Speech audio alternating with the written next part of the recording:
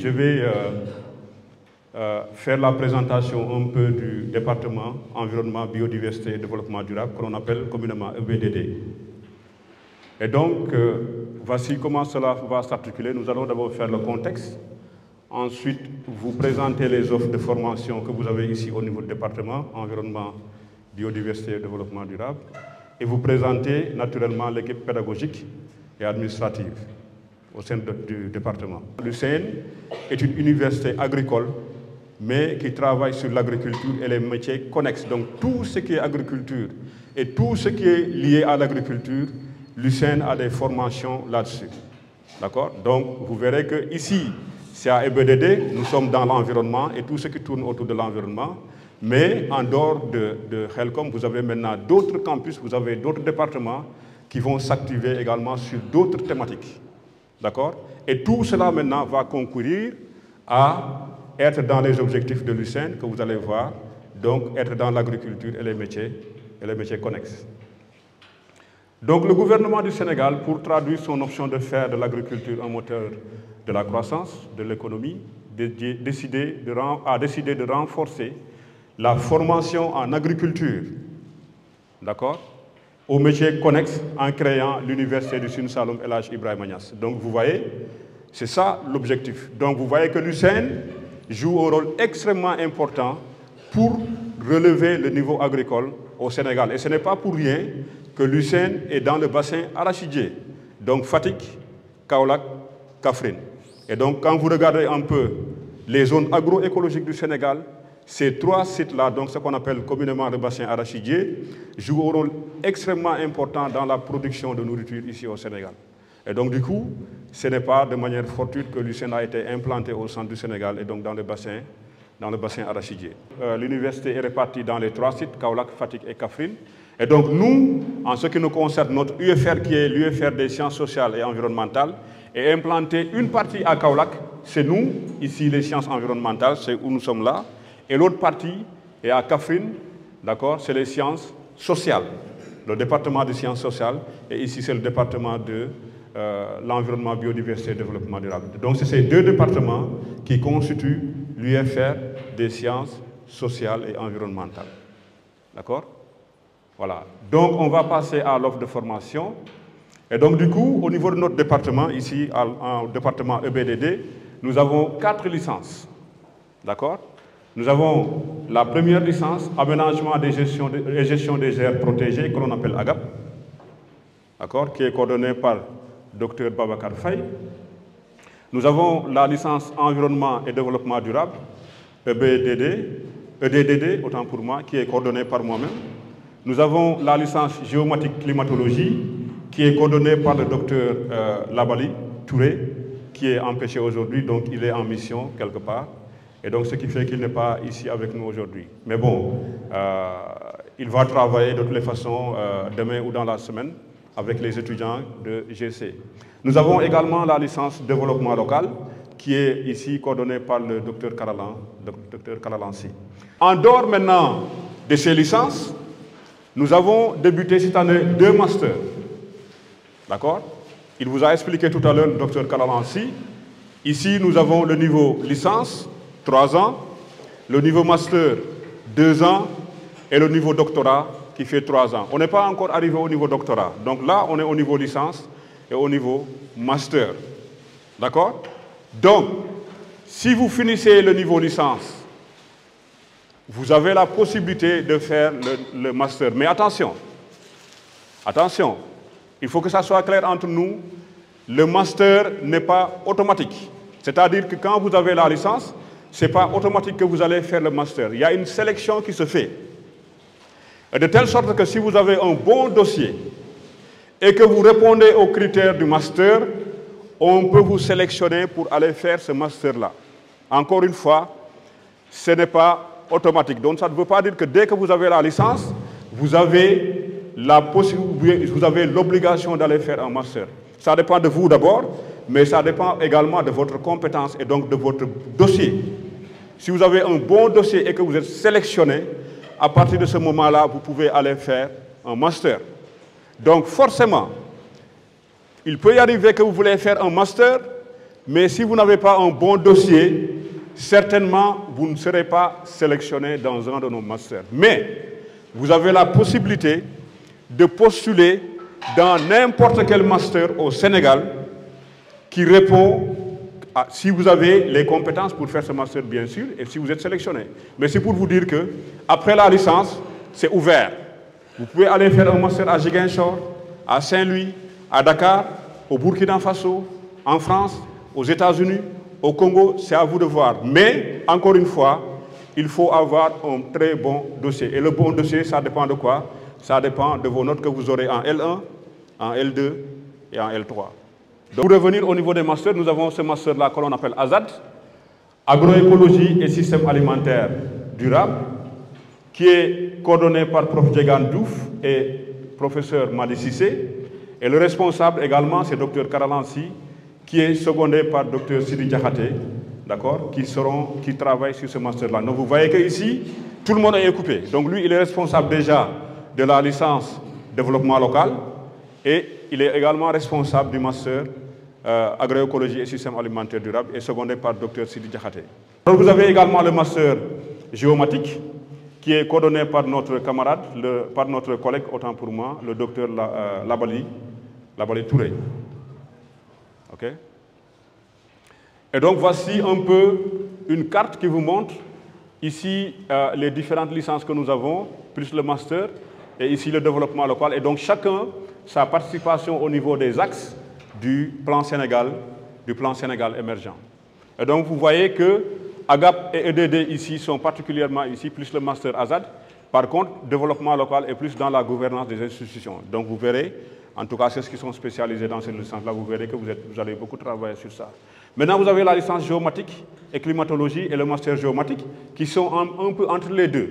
Parce que la géomatique, c'est plus des outils qui vous permettront de régler un certain nombre de problèmes, que ce soit dans le domaine de l'environnement en général, mais également dans le domaine de la gouvernance. Voilà. Je pense que c'est fini.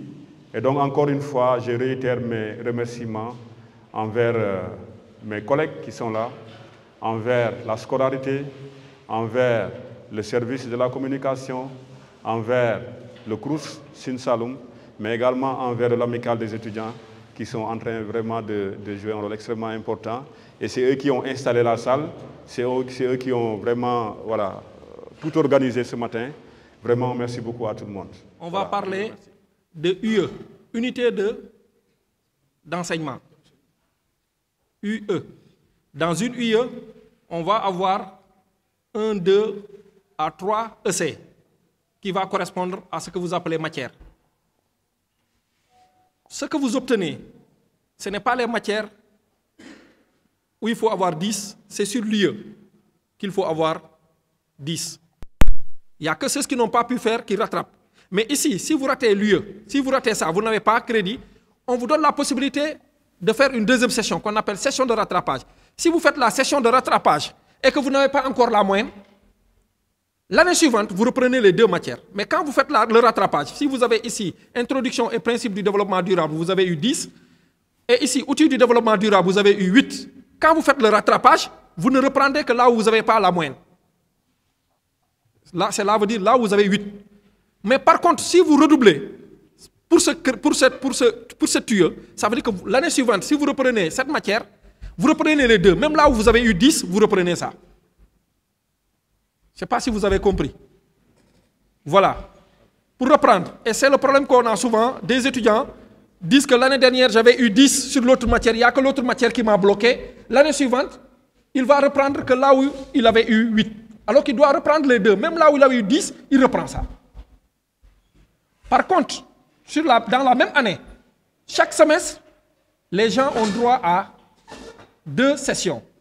Une première session où on fait examen. À la suite, on fait les résultats.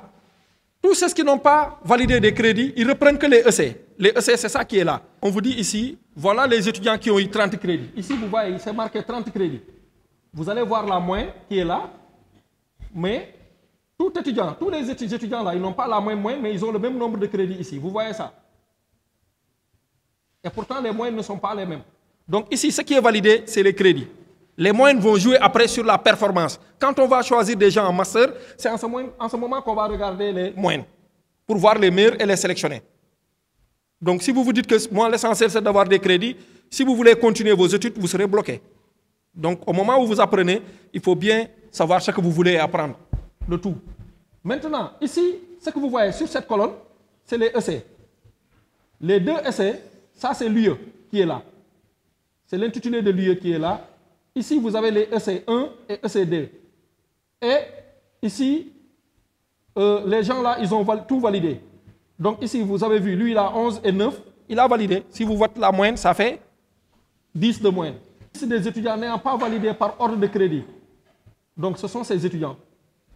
Eux, ils doivent reprendre l'année prochaine ces matières qu'ils ont ratées et qui sont en rouge. Donc lui, ici, il a eu 15 et ici, il s'est absenté, sûrement. Il n'a pas fait l'examen.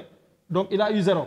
L'année suivante, s'il doit reprendre, il reprend les 2. Là où il a eu 15, il reprend ça. Et là où il a eu aussi 0, il reprend. Mais ne faites pas l'erreur. Il y a des étudiants qui ont redoublé ici. Rien que pour ça. Parce qu'ils se disent qu'eux, ils avaient eu 15, ils ne font pas ça. Donc ils reprennent l'autre, ils n'ont pas la moyenne. Ils ont là-bas 0 et ils ont là-bas 0. Et ce n'est pas nous qui gérons. C'est la plateforme de la scolarité qui gère les notes. Nous, on ne fait que rentrer les notes. Tout le calcul, tout ça, c'est l'ordinateur qui fait ça. Donc soyez vigilants par rapport à ça. À chaque fois, si vous avez des doutes, demandez à ceux qui vous ont précédé. Mais particulièrement, venez demander aux responsables de licence. Si vous avez des doutes, pour lui demander est-ce que je dois reprendre ça ou ça, etc. Donc on va vous guider. Mais ne pensez pas par vous-même et décidez par vous-même. Ça serait une erreur. Maintenant, à la direction de la scolarité, nous, ce que nous faisons, c'est l'inscription, la réinscription, l'annulation et aussi la question des bourses. Pour l'inscription, vous savez tout ça, vous l'avez déjà fait, qui comportait la prescription en ligne d'abord, ensuite se présenter à la direction là-bas à Sing Sing pour la validation et retrait du certificat et carte d'inscription. Maintenant, aussi, il y aura la réinscription l'année prochaine, Inch'Allah. Nous vous le souhaiterons tous, si vous passez en L2, Inch'Allah. Qui est différent aussi de l'inscription que vous avez fait cette année. Là-bas, vous n'aurez pas encore à insérer des documents, photos. Ça sera tout juste la prescription en ligne jusqu'à recevoir le code de paiement et aller payer à la poste. Et la carte d'assurance. C'est seulement la carte d'assurance que vous allez insérer à chaque réinscription. Donc les documents, une fois que vous les insérez à la première année, c'est bon. Voilà. Pour les changements de filière aussi, il y en a certains qui ont déposé des changements de filière, je pense bien. Il faut construire un document qui s'agit du copie du certificat d'inscription, une demande de changement de filière et du copie légalisée du relevé de notre bac. Une demande adressée au recteur, oui, à préciser. Maintenant, après avoir reçu toutes les demandes, nous envoyons ça au département concerné. Le département va se concerner en commission et évaluer selon leurs critères pour voir si l'étudiant est apte à faire la filière qu'il a demandé ou pas. Et après, ils vont donner leur aval, s'ils vont prendre l'étudiant ou pas. Maintenant, si une fois que vous avez déposé une demande de changement de filière, par exemple, si, je vais prendre un exemple, le département d'AGMR qui est là-bas, qui ont débuté il y a 2 ou 3 mois. Si vous étiez en énergie renouvelable, par exemple, et que vous voulez faire AGAP, aménagement et gestion des aires protégées, vous déposez une demande de changement de filière, la demande n'est pas encore traitée, vous n'avez pas encore eu de retour, et que le département là-bas à Sing Sing, la licence énergie renouvelable ont démarré le cours, vous allez suivre les cours là-bas en attendant que votre demande de changement de filière soit traitée. Ça aussi, c'est à préciser. Parce que la demande peut être acceptée ou pas. Maintenant, si vous déposez une demande et que vous attendez à ne pas suivre les cours là-bas en énergie renouvelable et que la demande n'est pas acceptée, là vous allez accuser du retard. Donc on vous conseille ici, il y en a certains qui ont déposé une demande de changement de filière et qui n'ont pas encore eu de retour, de suivre les cours là-bas au niveau de leur filière d'orientation. Il y a aussi l'annulation. Pour l'annulation, c'est la suspension. Il y a aussi certains, parce qu'on avait chargé aux délégués de vous dire ça bien avant le démarrage des inscriptions pour que vous puissiez préparer les documents à l'avance. Pour l'annulation, il faut le faire avant le démarrage des examens, avant le début des examens. Une fois que vous faites, le département a organisé un examen, c'est plus possible de faire une demande plus possible d'annuler l'année. Donc l'annulation, il faut le faire bien avant le démarrage des enseignements, c'est mieux. Et au plus tard, avant le démarrage des examens. Et c'est sur demande aussi adressée à Madame le recteur.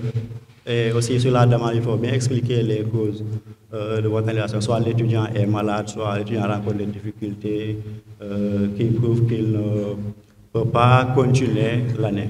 Si vous perdez un document, que ce soit le relevé, la carte d'étudiant ou le certificat d'inscription, il faudra nous présenter un certificat de perte que vous allez chercher à la police ou à la gendarmerie.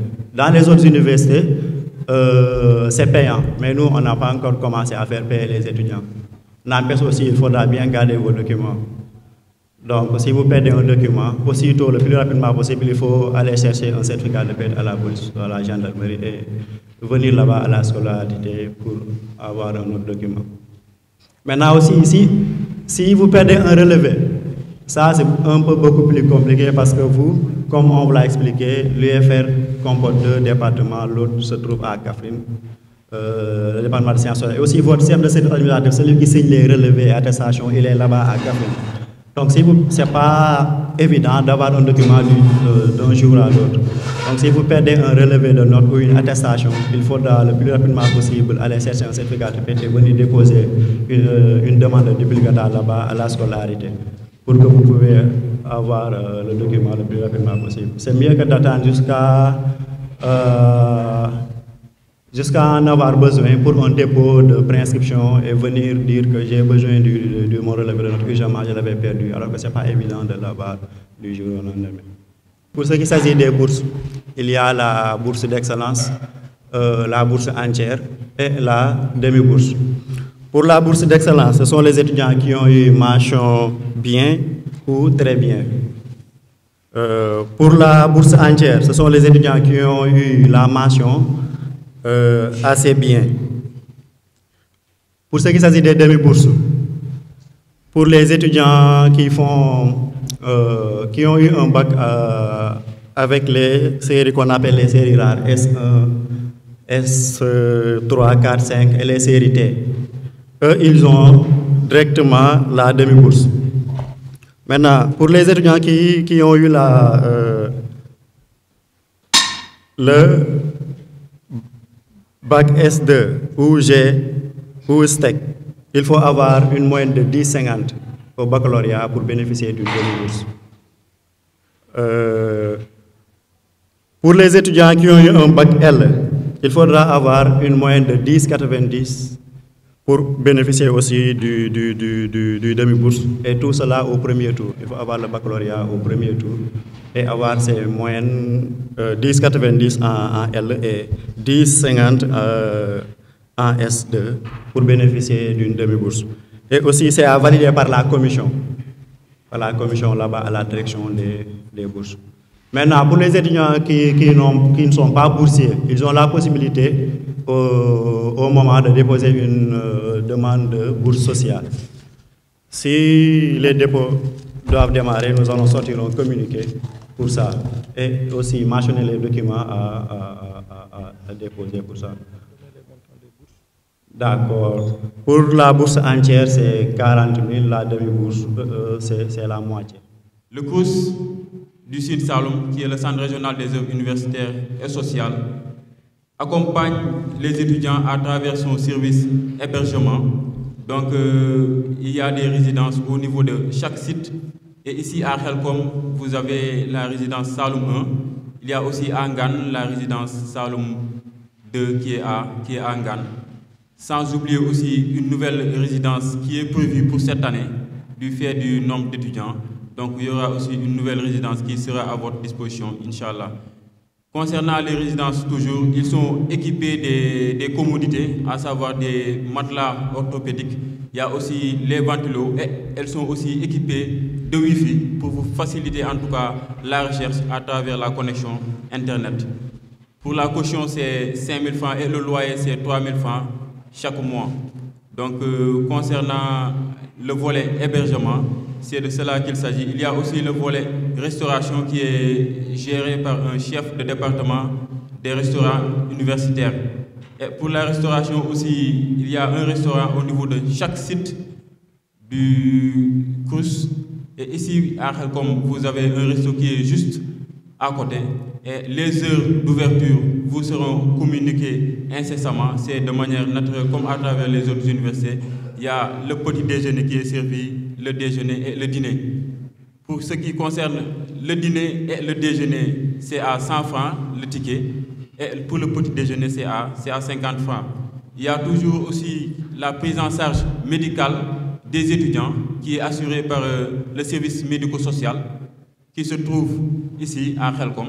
Il y a aussi un autre site à Kaolack parce que pour le cours, là où le résident, ou là où l'étudiant en tout cas réside, il doit y avoir un service médico-social pour l'accompagner. Donc ici aussi au niveau de Khelcom, vous avez un service médico-social qui va vous accompagner et aussi dans le cadre, voilà, dans le cadre de la suivi en tout cas des maladies et autres, et aussi votre accompagnement social. Donc en cas de besoin, n'hésitez surtout pas à vous rapprocher des services médicaux du CROUS. Nous avons aussi un volet animation culturelle et sportive, et c'est toujours en tout cas dans le souci de permettre à l'étudiant de mieux s'épanouir. Parce que aussi quand on parle d'œuvre sociale, c'est en tout cas améliorer les conditions de vie et de travail des étudiants. Donc à travers le volet animation culturelle et sportive qui est actif au niveau du CROUS, vous aurez des services qui vont vous permettre en tout cas d'organiser des activités dans le cadre de la culture, mais aussi dans le cadre sportif. Il y a aussi le transport, parce que quand on voit la configuration en tout cas de l'USEN, les sites sont un peu éparpillés. C'est dans ce souci en tout cas que nous avons mis en place un système de rotation des bus du CROUS qui permettent aux étudiants en tout cas de quitter parfois les résidences pour venir au niveau du rectorat ou bien au niveau des services médicaux. Donc c'est un système de transport qui est rattaché au département des moyens généraux. Donc le CROUS est là en tout cas pour la sécurité et le bien-être des étudiants. Je vous félicite d'avoir obtenu le baccalauréat en 2023 et je vous exhorte de poursuivre sur cette lancée d'excellence à travers la rigueur dans le travail. Et je vous souhaite la bienvenue à l'USEN. J'espère de tout cœur que votre passage sur cette mur vous sera profitable, ce à tous les niveaux. À ma qualité de vice-présidente de l'amicale de l'UFR Sciences sociales et environnementales, il me semble plus qu'opportun de vous parler, chers étudiants, de ce qui est une amicale, mais aussi de ses missions.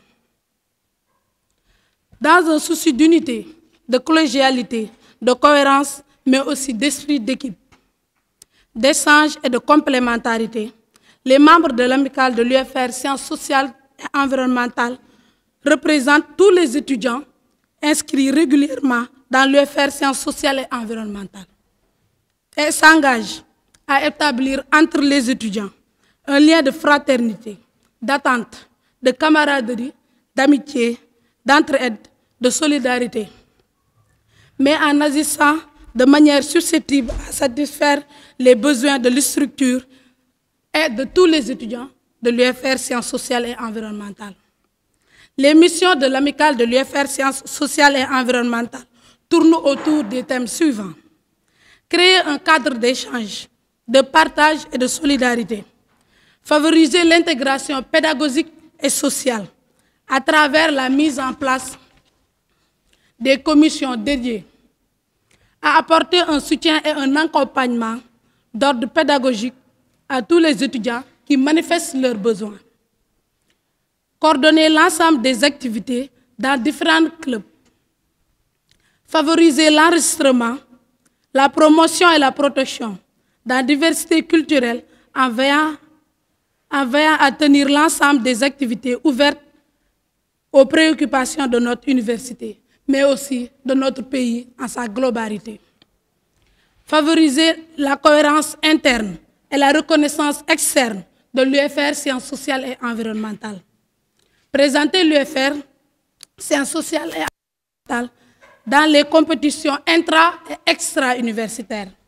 En conclusion, chers nouveaux bacheliers, l'université est un lieu où rigide dans le dotage à la recherche du juste milieu.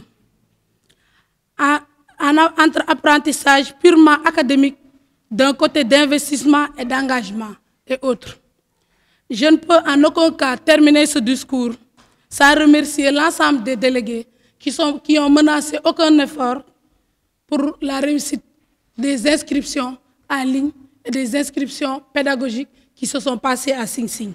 Et c'est spécialement à notre PCP, Bagnaï Gueye, à notre PCS, Oumarou Baldé, à notre secrétaire général, Mamourka, à notre présidente de l'environnement, Marie-Ama Maye Faye, et à l'ensemble des délégués. Et je vous dis merci beaucoup. Et je vous dis soyez la bienvenue, chers frères et sœurs. Au nom du directeur de l'UFR, je remercie le chef de département d'avoir organisé l'amphi de rentrée. Nous remercions aussi le CROUS et la scolarité d'être venus expliquer les services qu'il offre aux étudiants. Je remercie également la cellule de communication qui est venue nous appuyer pour la visibilité de l'événement. Je remercie une mention spéciale également à l'amicale des étudiants, donc qui n'a ménagé aucun effort pour que l'on ait une activité bien organisée et voilà, donc que l'on puisse interagir, vous informer de tout cela. Et je remercie également les collègues qui sont là, le service administratif aussi, donc qui nous accompagne. Et je vous souhaite bonne chance. Après vous avoir bien souhaité la bienvenue, j'espère que vous allez tous bien travailler comme l'ont fait vos prédécesseurs. Je dis que souvent, nous, on a des taux de réussite de 93%. Ça veut dire que si vous prenez 100 étudiants, quasiment les 90 passent en classe supérieure. Donc, ça fait partie des meilleurs taux du Sénégal. Donc, en termes de réussite, et j'espère que vous n'allez pas faire baisser notre taux. Voilà. Et en tout cas, on n'a aucun doute que vous n'allez ménager aucun effort pour cela. Et tenir compte aussi des conseils que votre chef de département vous a dit. Vous êtes là pour travailler. Je dis souvent, nos ñaar yoon amul, nos ben yoon lay doon. Da ngay jàng ba ngay nekk xale, quand tu grandis nga noos parce que boobu am nga xaalis. Mais soo noosee léegi soo màggee doo noos parce que da ngaa noos benn yoon la ba noos nga ba pare doo noosaat. Donc vos parents comptent sur vous. Ils vont dépenser de l'argent pour que vous soyez à l'aise ici. Ils vont se priver de beaucoup de choses pour que vous réussissiez. Pour certains, leurs parents comptent uniquement sur eux pour pouvoir vivre après. Donc c'est une lourde responsabilité. Que rien ne vous détourne de cet objectif de réussir ici. En tant que grand frère et père pour certains, que je vous donne ces conseils. Voilà. Merci. La cérémonie prend fin. Donc nous remercions tout le monde et vous souhaitons bonne chance.